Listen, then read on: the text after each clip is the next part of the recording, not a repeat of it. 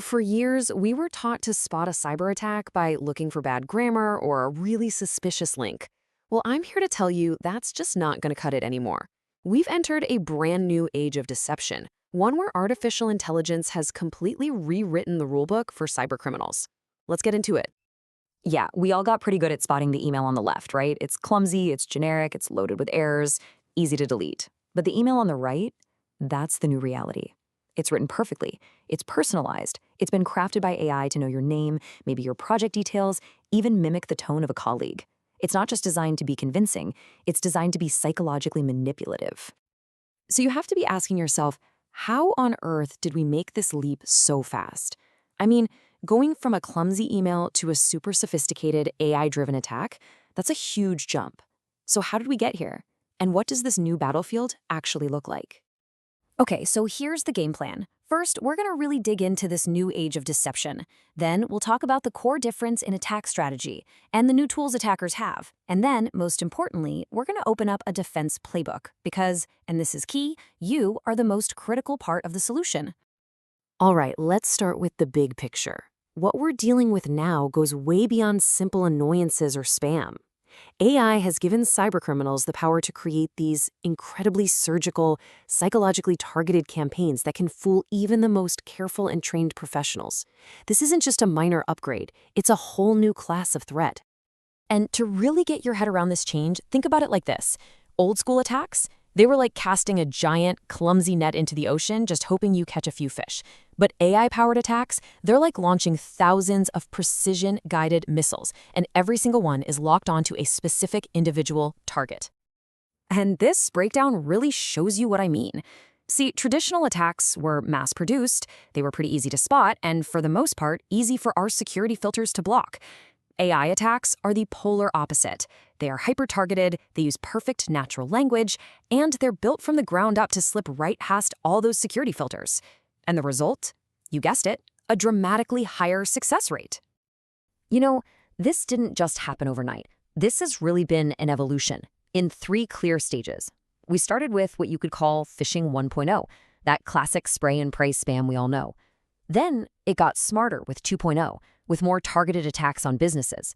But today we are deep in phishing 3.0, a world of AI-powered deception that combines totally convincing text with deepfake voice and video. And this multimodal approach is the real game changer. Attackers aren't just relying on one trick anymore. They're combining different vectors, text, voice, and video, to build this overwhelming illusion of authenticity that is incredibly hard to question when you're in the moment. Email is still their #1 weapon, but it's gotten so much more subtle. You've got spear phishing, which is like a sniper shot, targeting specific individuals with hyper-personalized content. Then there's whaling, which goes after the big fish, the executives. And clone phishing is just devious. It takes a totally real, legitimate email you were expecting and just swaps out one link or one attachment for something malicious. And this is where it starts to get genuinely unnerving. All an attacker needs is a few seconds of audio from a social media post or a company video, and an AI can clone that person's voice for a vishing or voice phishing attack. And deepfakes, they take it to the next level, creating a realistic video of your boss or a colleague on a live call. These attacks are so effective because they completely bypass our logical filters by exploiting our natural trust in what we see and hear. And if you think this is all just theoretical, think again. The consequences are staggering.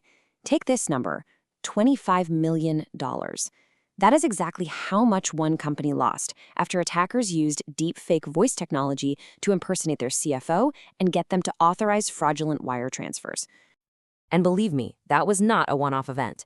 We are now seeing over 800 of these kinds of deepfake attacks every single month, with finance and tech companies being the prime targets.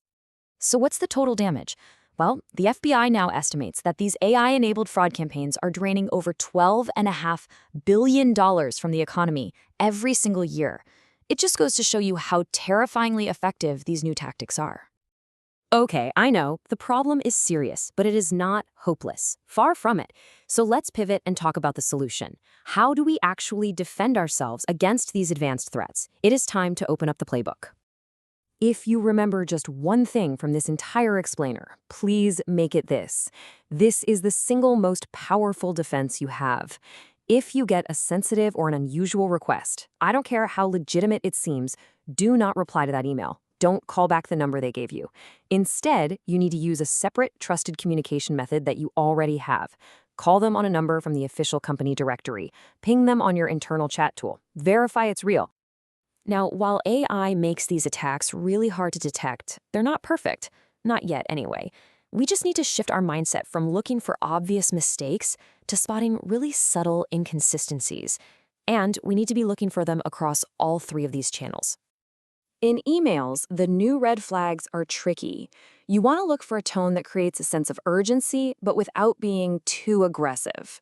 Be automatically suspicious of any request to bypass a normal procedure, especially for confidentiality reasons. And always, always, always hover over the sender's name and check the actual email address for tiny, almost invisible misspellings. On a call, you've got to tune in your senses. Listen for unnatural pauses or a slightly robotic, flat tone in their voice. On video, look closely. Is the audio just a fraction of a second out of sync with their lip movements? Are there weird visual glitches? Maybe they're blinking too much, or not at all. Does their personality just feel a little off? You have to trust that feeling. Now, on the technical side, one of the most powerful defenses is multi-factor authentication, or MFA. Here's why it's so great.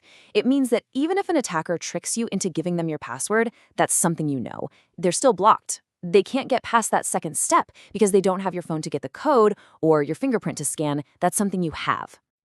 And all of this brings us to the most important point. This is no longer just a battle of technology against technology. It's really a battle of psychology.